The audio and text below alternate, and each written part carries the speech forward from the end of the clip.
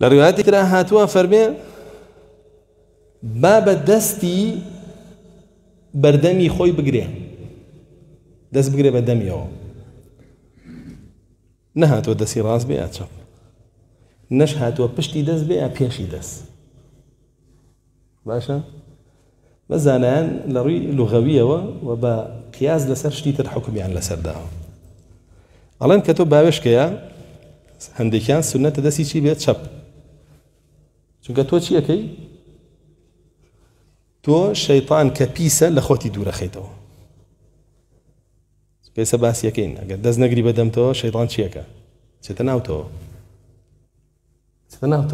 نەسی حەدیثەکە فەرمێ فإنه يدخل فإن الشيطان يدخل ئەچێتە ناو لێیەوە وانەش یاڵێن شەیطان ناچێتە جسمی ئینسانەوە جن ناچێتە جسمی ئینسانەوە فەرمودەیەکە نەسەتیایە نصك فرمي باوش كدا دز بقرا بدم تو يقنا الشيطان جدنا بدم تو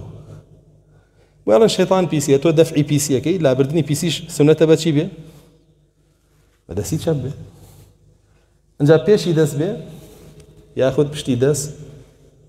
الين ما دام دفعه ابو شيوبه باشا تو دفعي اوكي باشا عندي خيال ان دفاعه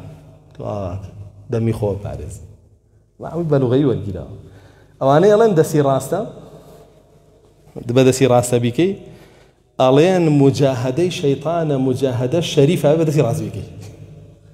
كارك شريفه بدسي راس بيكي ويزور باش يعني لقل راي اوان كبدسي راس بيكي واجلين جهادي دفعه ابي ريد دروه ابو شيء دفعي او بكي جا قد دفعيناكي شيطان شيطاناي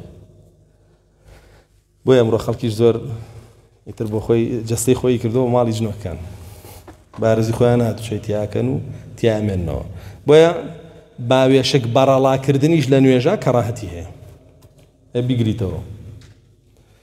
حتا زانایانی شافعیە فەرموون ئەگەر قسەی زۆری لەگەڵا بێ لە سێ وشە زیاتر ئاوا بڕوە نوێژەکەی بەتاڵەکاتەوە چونکە قسەی تیا کرد نوێژە بێ نوێژ بێ نابێ قسەی ئاسایی بێ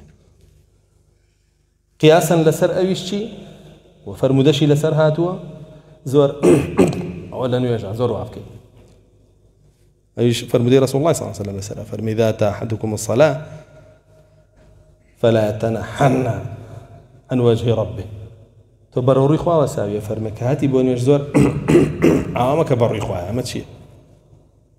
يعني عندك كاس من قرآن أخوانم أو لا قرقي صافك جاري ويا لنا ونيجا كا خم جم ليه الله يبى من الله قرقي صافك كا كم لا بروح حديثنا أيكم نعير يعني خو مزانم واب كم صافة به بس هر أو أنا بيتا كانم بيا بوتري أقل لحالتي كام خارج كاني بيتا كاني ليت يقدام وايليها وبيتا كان بقول القرآن كغلط درشة أما بحكي كروك يا شمانية مدروسة والله ببيه هو كار بو ألحان طاقي كرنو تغني والله ما براد روزني ما قد غير كراو باشا زور كردن لن يوجد چونکە تۆ بەرەوڕووی وساوي الله جل جلاله تۆ بەرەوڕووی واكي بەرەوڕووی الله جل جلاله يعني دي قد بان كس كلا بردم كسيكي آسايشة كأيوة وابكا أوروكا بودي هيج نبي والله لن يوجد بەرەوڕووی الله جل جلاله هر واكا ياخذ كومل كوكا كبيويزناكا كوكش زانان أوانيش هر بهمان شيء وضابطيان بودانا وكو ابن حجر هيتمية ناويتي لتحفة المحتاج فرمي نابي لضنجي كوكا كخويت يا بركة ضنجي كي تريت يا كلابي أو بقسى بهر ضنجي كوكا كخوي بي وأويش كان توانيت ضنجي لي أبري نكزور طبيعي برا لايف كي عندك اسكت بجمج أكا شتيتري غادسان شو بوشي مهم قساكي يا هو توشيكي يعني اما كيكوكي لن يوجد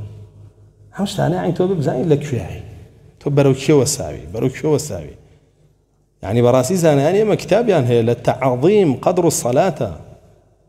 تو بعظمتي نيوجه لابه